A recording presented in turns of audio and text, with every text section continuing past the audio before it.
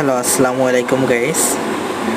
আজকে আপনাদের সাথে শেয়ার করব ভিভো Y20 কিভাবে চার্জিং পিন লাগাতে হয় এবং চার্জিং পিনের যদি একটি লাইন উঠে যায় সেটা কিভাবে আপনারা লাইন টেনে কাজটি করবেন। সম্পূর্ণ ভিডিও না টেনে দেখুন। আপনারা দেখতে পাচ্ছেন এখানে একটি লাইন মিস্টেক। আমরা সর্বপ্রথম লাইনটি করার জন্য প্রথমে পিনটি সুন্দরভাবে প্রতিস্থাপন করব।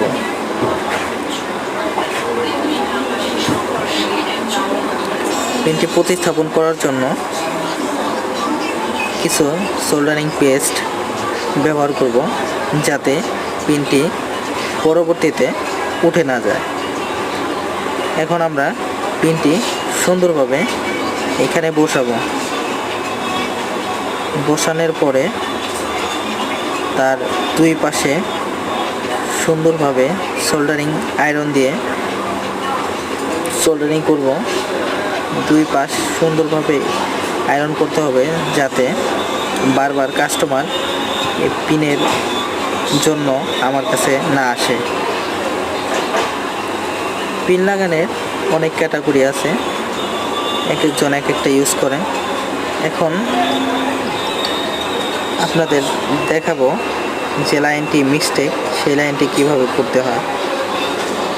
লাইন করার জন্য একটি কয়েল তার নিব। কয়েল তারগুলো নেওয়ার পরে যে দেখছেন নেগেটিভ লাইনটা, সেই লাইনে আমরা তার অপর প্রান্তটি লাগিয়ে দেব। হয়ে গেল ভিভো Y21 সেই চার্জিং পিন এবং লাইন টানার কাজ। এভাবে আপনারা করবেন, তাহলে অনেক সুন্দরভাবে কাজটি হয়ে যাবে।